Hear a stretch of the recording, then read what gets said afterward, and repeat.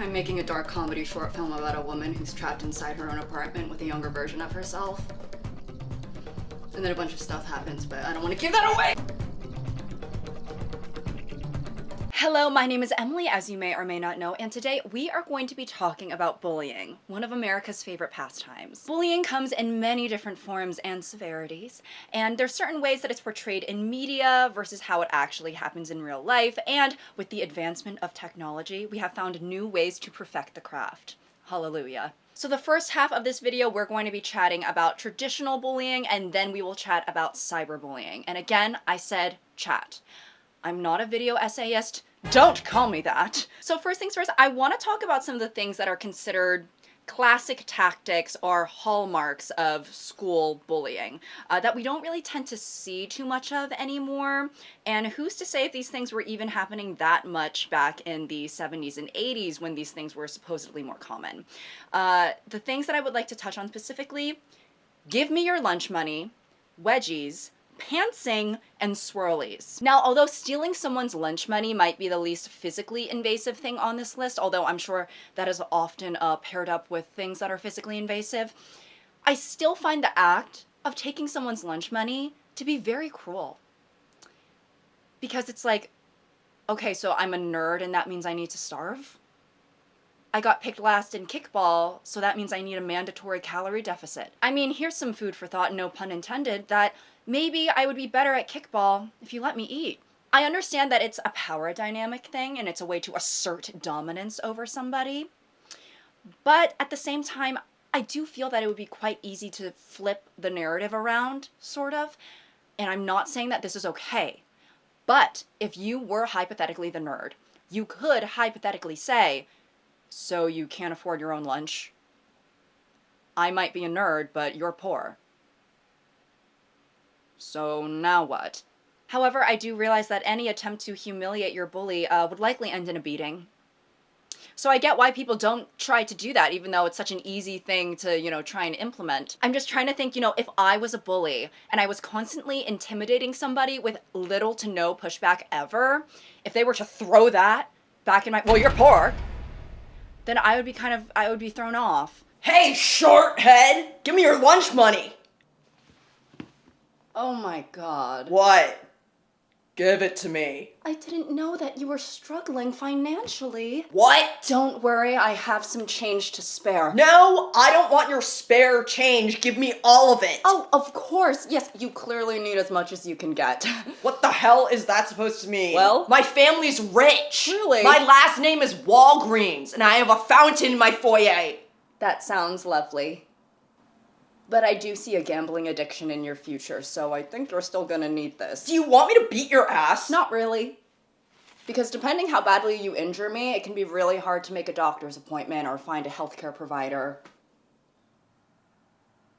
Okay. I know for me there are many ways in which I could be taking better care of myself, but it's hard to balance, Making a doctor's appointment when you already have so much on your plate, it can just feel like the cherry on top of an overwhelmed pie. An overwhelmed pie? But it's a good thing that we have today's sponsor, ZocDoc, to help us out. What the hell? That's such a coincidence, because I've used ZocDoc too. You have?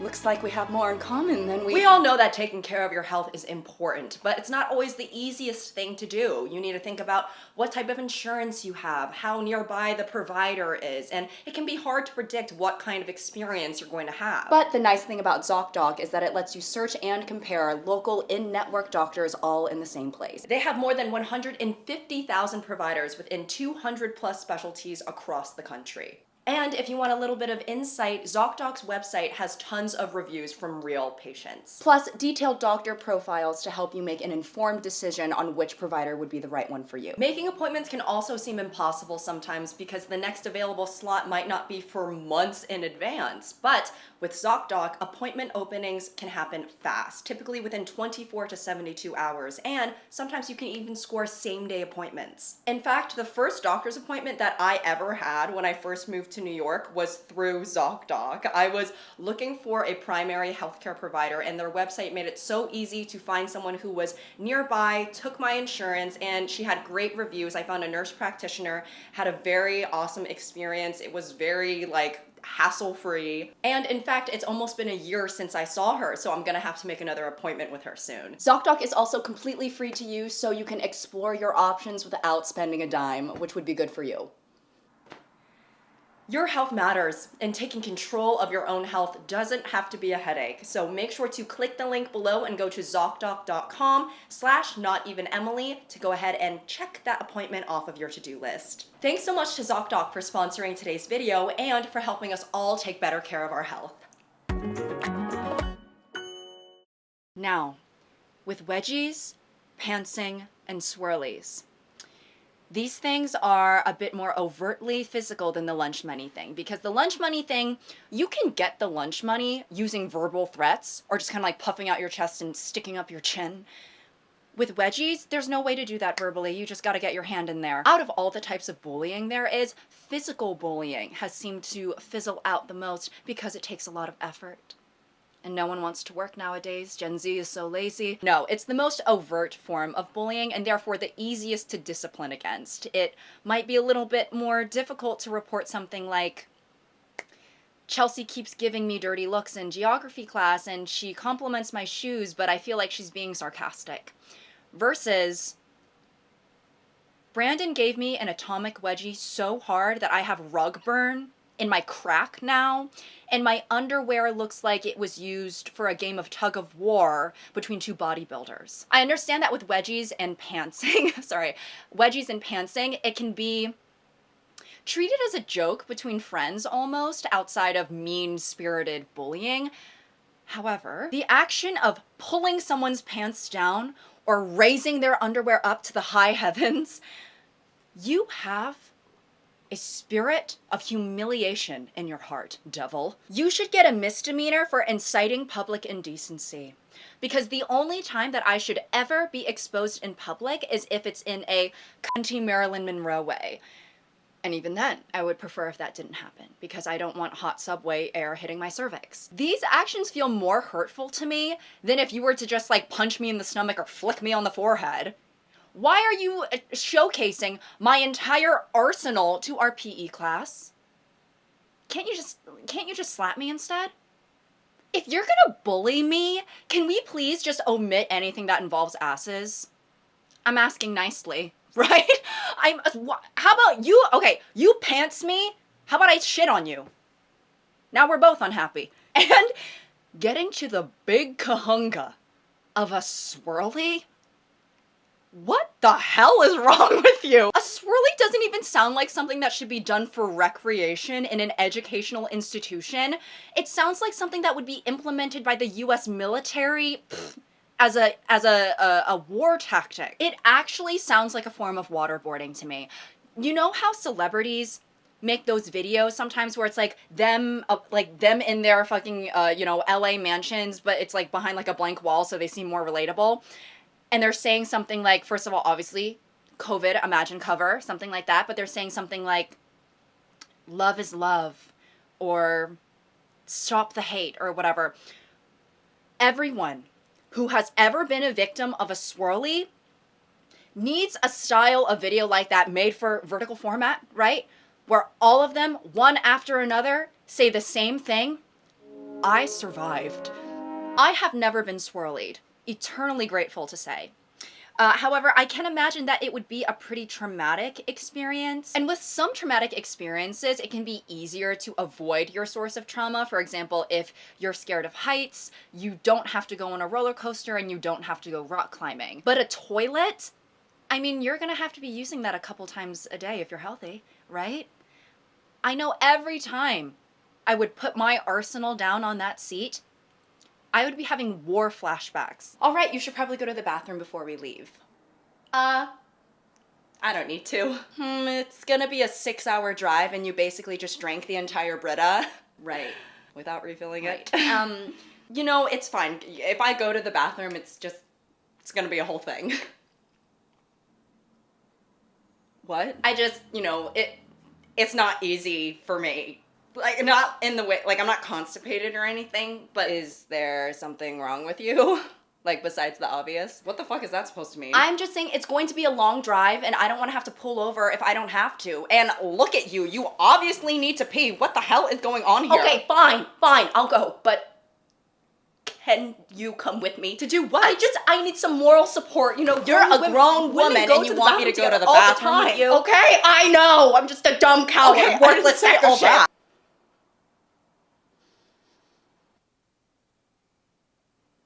Is it still there? The toilet? Yeah. Yes, the toilet is still there. No! Okay, girl, what the hell? I can't do it! What is wrong with you? You just go to the bathroom. You're telling me you can't go to the bathroom? I was swirling. What? I was swirling! That explains so much about you. What is that supposed to mean? You keep saying these little things that are like... And here's another question before we move on. Are we saving all of the swirlies for the end of the day, or is this something that we're also implementing during study hall, and then the nerd just has to go to his or her next class completely soaked in toilet water? Because for me, if I was the teacher, and I see Mr., Ned Jenkinson sitting in the back, shivering, looking like he just got off, a fucking Splash Mountain, I'm gonna think to myself, okay, I don't think you came to school like that. So what the hell happened? Anyways, I want to talk about bullying and its correlation to popularity and how this is portrayed in mainstream media. Speaking solely from stereotypes, right? If you see someone in a school setting, they have glasses, they wear their shirt buttoned up to the top, tight backpack straps, and they kind of hold it like this, or they're hugging a notebook against their chest. Oh, dearest, there is free real estate in a locker in your future. If you ever wanted to be a magician's assistant, consider high school to be your trial run because you are going to be forcibly put into small spaces repetitively. The archetype for the male bully is often them being an attractive jock. All the girls love him. He doesn't necessarily care about school, but he is going D1 for a sport in college that will likely give him CTE. And everyone loves him for it. He's so noble. For the female bully, there is the stereotype of the hothead cheerleader who is dating the jock. She's likely, not likely, she's beautiful. She has to be hot, that's kind of like 70% of it. And she also might be rich. She might be rich. But what is usually a given is that she is the leader of a clique of other hot girls. There's a social hierarchy and the bullies are typically at the top. And when we think about classic bullying that we see in movies and TV, there usually comes a certain social worship towards the bullies, even though they are literally unlikable people and are just straight up cruel. One of the most prominent and frankly iconic examples that I can think of is Regina George, right? Raise your hand if you've been victimized by Regina George. Everyone in the tri-state area raises their hand, yet at the same time, throughout the film, we see everybody wanting to be with her or wanting to be her, except for a few people who are strikingly nonconformist. And of course, this is a comedy that uses exaggeration. It's not, a documentary, but the archetype still showcases itself in many other different films where the popular kids are bullies who might be straight up mean, and they're actually just not really likable, but they are simultaneously worshipped by the majority of the student body. Why are you such a mega brat? Because I can be. Heather number one just looked right at me. I'm worshipped Westerberg, and I'm only a junior. And I'm sure these mainstream media representations of bullying are reflective of some people's high school experiences. I can see flickers of it in my own, right? However, speaking for myself personally, in high school, my high school, there was bullying happening, period. There were overlaps between popular and bully, but these people weren't necessarily fawned after the way that they are in the movies. People who were true bullies and popular at the same time were only popular in the sense that a lot of people knew their name, not that they were worshipped or anything. You can have something that's really, really well known, but you don't want to be in the same room as them, right? For example, COVID. However, the people who were popular and fawned over, they weren't really bullies, right? And this is me speaking from my own perspective as somebody who wasn't really like popular or a nerd, whatever, right? I was kind of just like there. And I'm sure there was moments, there was moments where I was bullied. I'm sure there's moments that I was a bully. But when I think about the most popular and admired students who were considered royalty, they were all fairly nice, smart, and well-rounded, and, well, of course they had to be hot. That part's kind of non-negotiable. I recall when I was a freshman in high school, the senior popular kids who basically ruled the school. Like, I remember when I would see them in the lunchroom, and it was kind of like the movies where it was kind of like, whoa, it's them. It's like seeing a peacock spread its tail or whatever. It's like, that's just majestic. But I remember there was this one couple in particular where in my mind, it's like, that is the most popular couple in school. They were both so nice. They were athletic and they were smart, and people genuinely liked them. And at my school, maybe this is just a particularly unique experience, but all of the popular kids were in National Honor Society. At my school, it was cool to seem like you were going to have a bright future. I mean, that scenario in the movies where the jocks or whatever always get the nerd to like do their homework for them or whatnot? If you were to have done that during the time that I was in school, people would have been like, you're lame and lazy. I think some alternate depictions of popular kids that more closely align with my personal experience and perhaps your personal experience is, book smart, where the kids are kind of assholes, but they're not like evil, and they're more three-dimensional. They're able to get good grades, they're able to get into Ivies. This isn't possible. You guys don't even care about school. No, we just don't only care about school. The opening scene of The Duff explicitly talks about how people are typically more complex than their label of geek, jock, princess, etc. Although the Queen Bee character is still a bully, the hot popular girls who are friends with the main protagonist are quite nice and well-rounded. In Bottoms, 2023, Bottoms, the popular hot girls aren't really bullies. At worst, they're perhaps a little bit judgmental and uninterested. That's not a crime. They send you to the hospital how skinny you are. Uh-oh, call the doctor. Skinny girl, I see. And again, I'm sure people do have their experiences with the classic bully, where this person can somehow be admired while also being a devil reincarnate. But when we reflect on this archetype, it's like, wait, yeah, how is it possible to be super, super mean and revered at the same time? That's Cindy Myers, the most popular girl in school. Everyone is absolutely obsessed with her. Don't look at her. Why?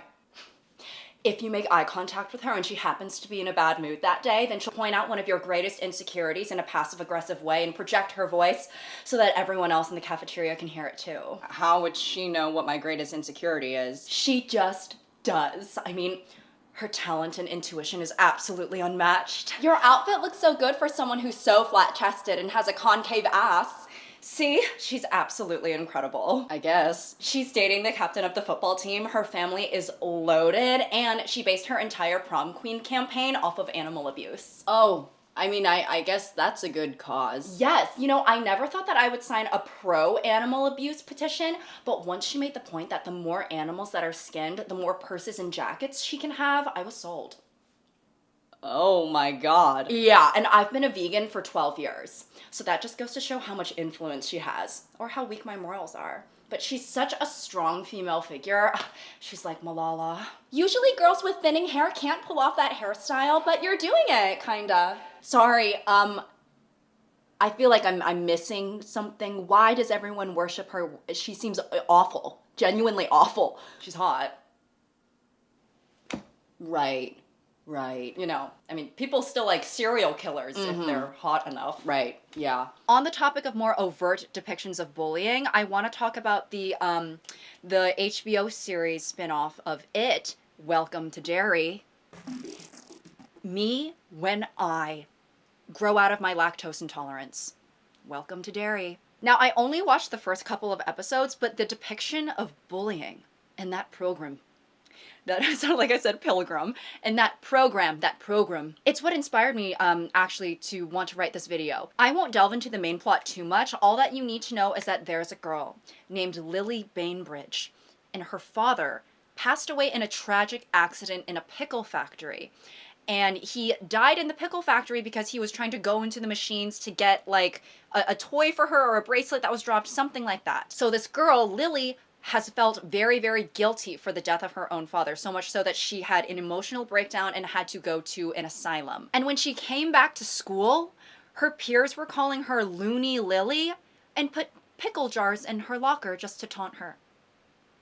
What in the devil's hot hell is wrong with you? Your classmate's father dies tragically in a factory accident, and she is so torn apart that she has to be institutionalized, and when she comes back to school, instead of welcoming her with open arms, you try to stick a pickle in her ear.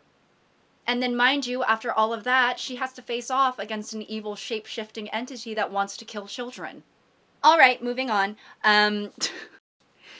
Do you guys like how I've gotten less and less good at segueing into the next topic? Now I'm just sort of like, all right, next thing now. But I know we've talked a lot about the more overt, mean, or physical forms of bullying, but there's a type of bullying that doesn't depend on meanness at all. In fact, it depends on feigning niceness and flattery for the sake of a joke. Which, girl, fuck you. A prominent example of this is somebody asking you out as a joke or as a dare, right? And all of the baddest bitches know what that feels like, she said confidently. In middle school, I had actually been asked out on a dare, and that was my first and last boyfriend. Pretty uneventful 2 weeks. Our relationship was only 2 weeks, which I guess in middle school is kind of like 6 months. All love to him, I guess, unless he's bad now. I have no idea. But I remember our first text conversation, I said, okay, I have to go to basketball now. And he said, okay, see you, I love you. And then I threw my phone.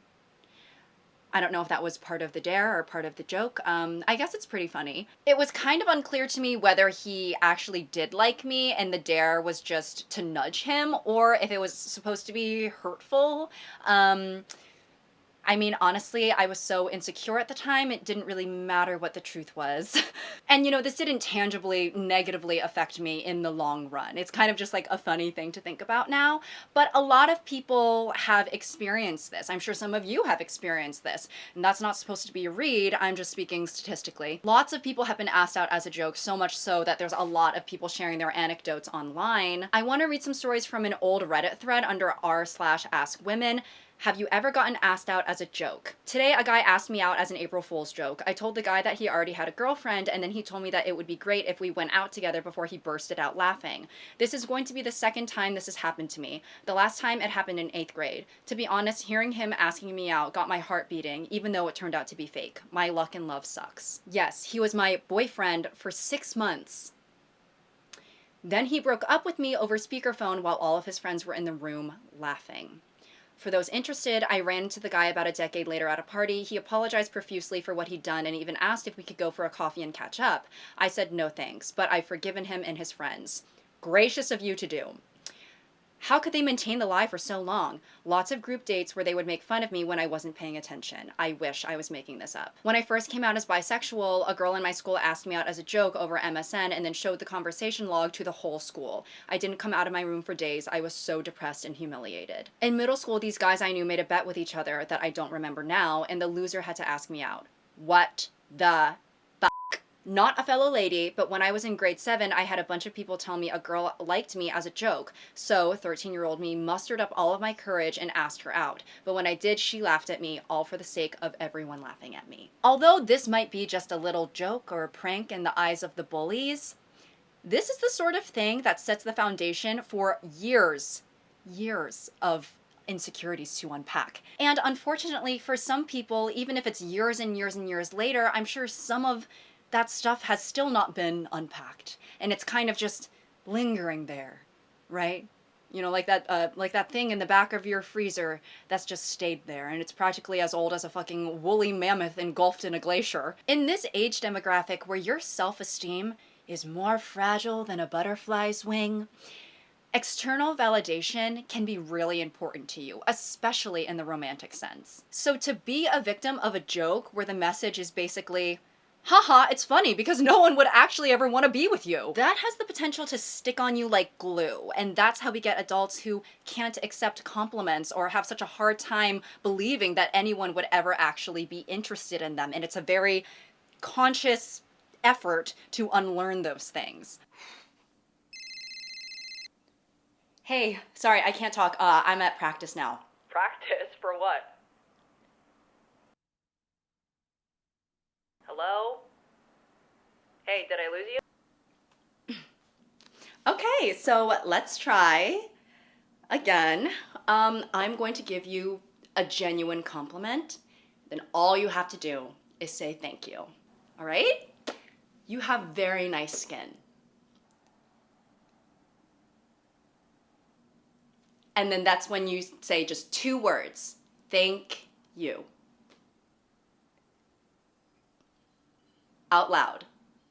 I'm a dumb what? Why did you say that? Another thing that comes to mind with this type of bullying is befriending the weird kid because it's funny. And I'm sure a lot of you have witnessed this type of bullying as opposed to the, wedgies, swirlies, shoving someone into a locker as if you're trying to, smush one big sardine into a small can. Because although in my high school experience, I wasn't seeing a lot of that physical type bullying going on, I was definitely seeing more of the emotional bullying. And you do see it with both genders, but this style of bullying I do tend to associate more with girls. I do remember some of the popular girls trying to get close to this one kid in particular who was very clearly, high functioning, but on the spectrum, and they would just want to be in proximity to him to sort of get his reaction to things or be able to taunt him, but at the same time it kind of just seems like they're having a conversation where it's like if a teacher or a complete stranger was witnessing it, you might just think that, oh, these kids are kind of just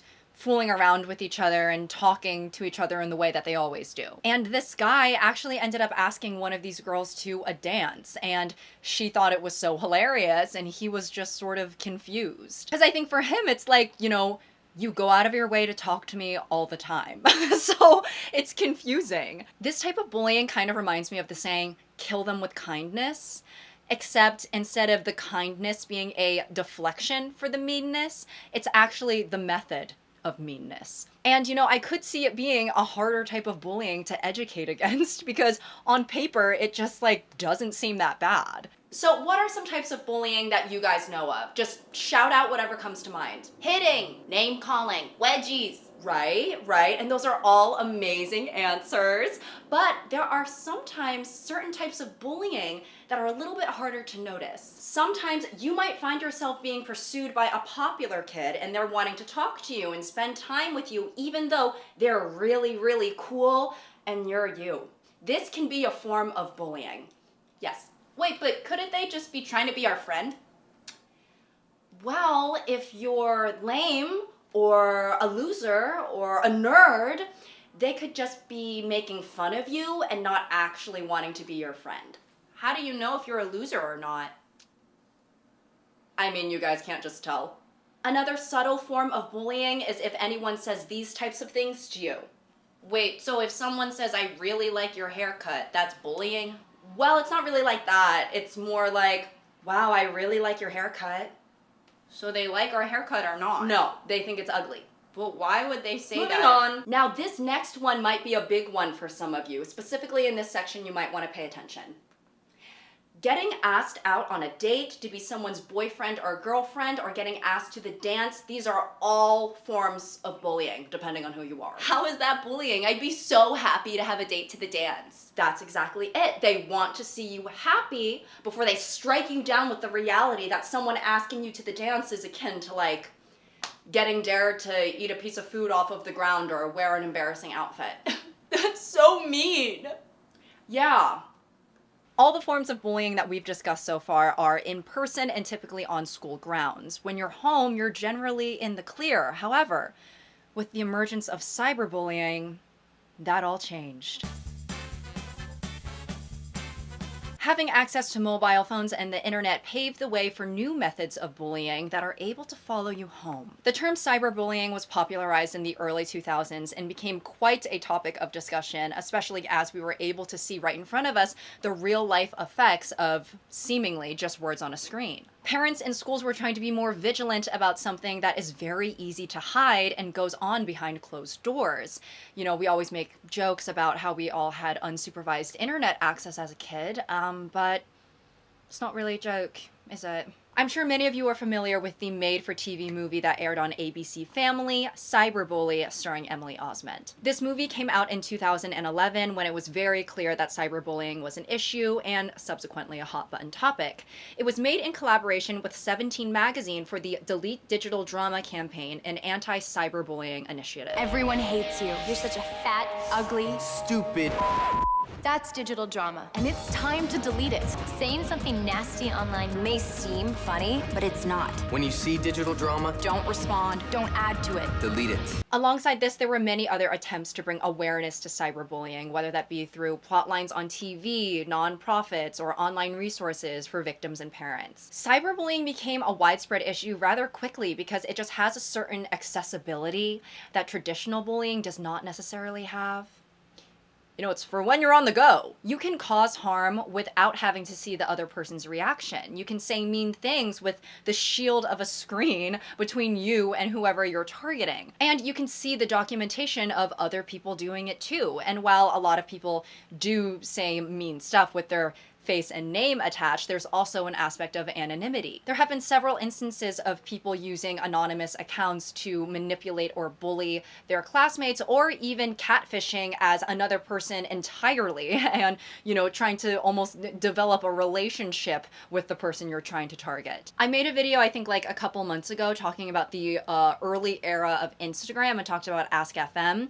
A large factor of Ask FM is the anonymity of it, which made it a breeding ground for cyberbullying. And you know, with traditional bullying, you simply can't get that aspect of being able to hide yourself.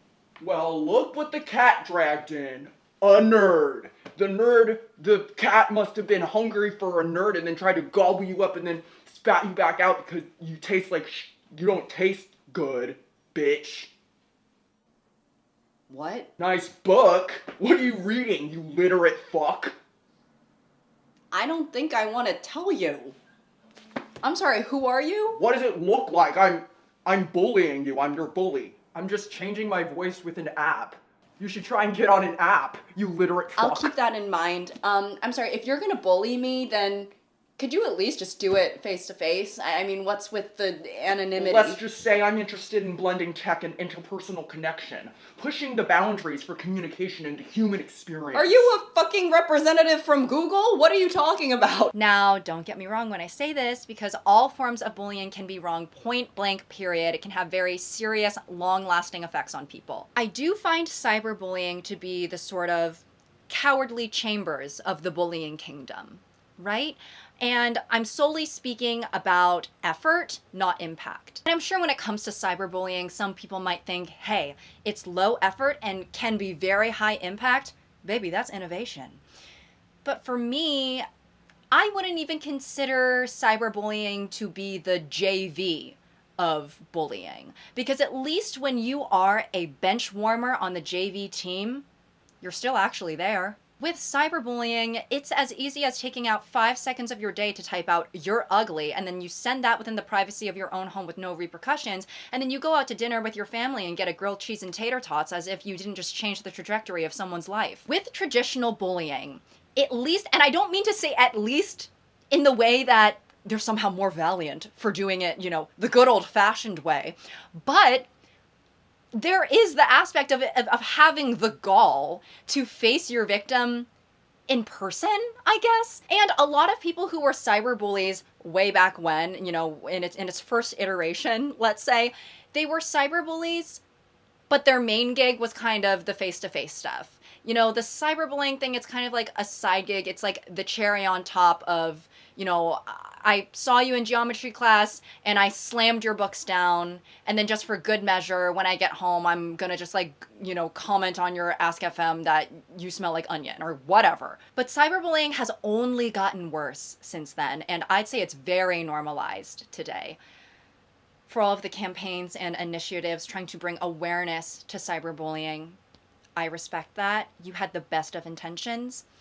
However, I do wonder sometimes if the awareness just kind of made people realize, oh, I can do that too. And a lot of people I don't think would even consider themselves to be cyberbullies because of how normalized it is to share every single opinion you will ever have on every single thing that has ever happened, whether it's hurtful and negative or not. I want to say now more than ever, people are speaking to each other online as if there isn't another person on the other side of the screen. One of the significant distinctions that I noticed between cyberbullying today and cyberbullying back then is exactly what I mentioned earlier, which is that a lot of the times we saw an overlap of traditional bullies and cyberbullies, and a lot of this was happening just within school grounds. Nowadays, we have full-on people pushing 30 who are engaging in cyberbullying rhetoric. And I'm sure, you know, there were still plenty of instances of people walking the walk but not talking the talk way back then on, you know, Ask FM and MySpace. However, today, with the ubiquity of the internet and just, you know, how many more people are on, the amount of those instances have increased tenfold. Nowadays, people who comment unwarranted hate or negativity online, the majority of them would never say that to the person's face. They wouldn't be able to engage in the face-to-face, you know, bullying aspect. You know, there are many people who seem capable of evil behind a keyboard, but then they aren't able to make a phone call without stuttering. Or they're not able to, you know, tell the waitress that they found a roach carcass in their Caesar salad because they're afraid of confrontation. It's been increasingly easy for people to talk absolutely crazy to each other online with little to no repercussions, that it seems unrealistic to expect people online to get kinder, and instead, we just have to get a thicker skin. Isn't that sad? I honestly think we would sooner see a meteor hit this earth than see a stop to cyberbullying. And in fact, a meteor to this earth might be the only way to stop cyberbullying. Nowadays, if you want to put yourself out there online, you just have to accept that nasty, hateful, mean-spirited messages might be inevitable. My name is Amanda Wang, and I'm a professional hater and cyberbully. What made you want to go into this career? So that's actually quite a common misconception about me. Although I am a professional, I actually don't do this as my career. I do it on a volunteer basis. Ah, okay, so what's your job? I am currently in a position of discovery at the moment. So unemployed? Yes. The internet can really be such a cesspool of hatred and vitriol and negativity, and it really is my honor to extend that hatred to videos that people wouldn't even consider possible to hate. I mean, just earlier today I commented electric chair on a video of puppies. But typically when I'm scrolling through my feed, I'm looking for somebody who is vulnerable in some way, you know, someone who is putting themselves out there but shouldn't have because it's irritating for me. For example, this girl, I've commented on a couple of her videos before. This is a new piece that I've been working on for my late Uncle Rick. Rest in peace, Rick. We'll always love you. Frick. Rick. So obviously you can see that she's trying her best and it's not good enough, and I am the dictator of that standard. So I am gonna comment, put the guitar away and save it for when you meet your Uncle Rick in hell. Then I'll add just like an emoji. What do you say to people who claim your presence on the internet is proof that humanity is deteriorating? Well, first of all, from the bottom of my heart, thank you. And second of all, this is what I say to everybody, to those who agree with me, to those who don't agree with me, to my friends, to my family. Kill yourself. I think another part of the reason why a lot of people wouldn't consider themselves cyberbullies is because the word bully, you know, indicates an amount of consistency and repetition towards a specific target. And many people think, you know, well, I'm not commenting mean stuff on every single video this person posts, or maybe it's just a couple videos or even just one video. And that's true. Maybe the concept of cyberbullying in its original form isn't exactly reflective of your behavior. However, as behaviors change, I think it's fair for definitions to evolve. While someone might not be directly cyberbullying a peer, they're being a little more generous with their hatred, right? They're not saving it all up for just one person. They're giving little bits of it out to just, you know, whoever they think happens to deserve it that day. And for these types of people, even if you don't consider yourself to be a bully, you have to admit that you're engaging in bullying behavior, right? The same way that, you know, I don't consider myself a chef, but I still cook sometimes. Really, I should be doing it more. Most of the time when someone leaves a hate comment or even multiple hate comments, it really takes little to no effort. And when we think of to bully, it just feels like such an active verb that I can see where the disconnect would be. Don't get me wrong, if you comment vile, unwarranted hate on the internet, I do find a patheticness in that. And I won't apologize for that. And I have the sentiment of who takes time out of their day to do this. But I also have to admit, it really doesn't take that much time now, does it? For example, that took me 1 second. And if we want to get even more passive with it, there's a subsection of cyberbullying that I like to call the cyberbully cooperation, which is not when you are taking the time out of your day to comment something hateful yourself, but you like the comment, as if to co-sign, as if to say, I didn't personally say that your eyes are too far apart and that skirt looks fugly on you, but I do agree. Being able to like other people's negative comments, you just become a grain of sand on the beach of hate, lost at shore. And there are some truly mean-spirited comments that get tens of thousands of likes. So not only is the original poster able to read something, really hurtful about themselves, but they're able to see, oh, if I took all of the people who agree, they'd be able to fill Madison Square Garden. And when you're able to view how many other people are liking a hate comment, for you, the humble hater, you're able to kind of say to yourself, oh, okay, well, liking one single comment isn't that bad. Look how many other people are doing it. You know that joke where someone will say, like 500 views isn't a lot. And then someone else will comment, well, imagine 500 gorillas trying to kill you. Something like that. I don't think the human mind can even comprehend thousands and thousands of people stating their allegiance with someone who just insulted you. I don't think human minds were meant to be put through that. The only solace about cyberbullying is, taking the advice of Tyler, the Creator, where you just close the laptop. Obviously, that is so much easier said than done. I mean, nowadays being online almost feels like a constitutional right.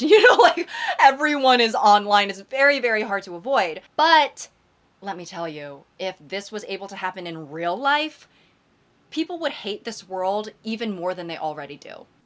You're not hot enough to be this unfunny. Hope this helps.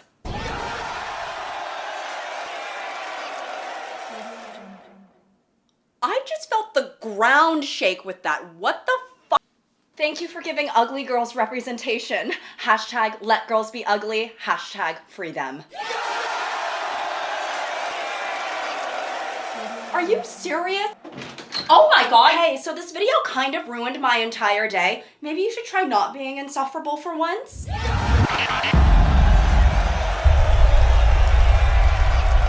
Can you please stop? Anyways, that's all I have for you guys. I hope you all enjoyed this little reflection of how bullying has changed over the years.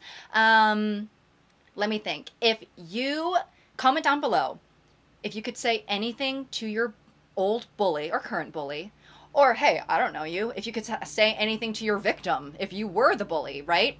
What would you say to them? Let me know. I think that, I would get bullied. I don't think I didn't stand for bullying too much.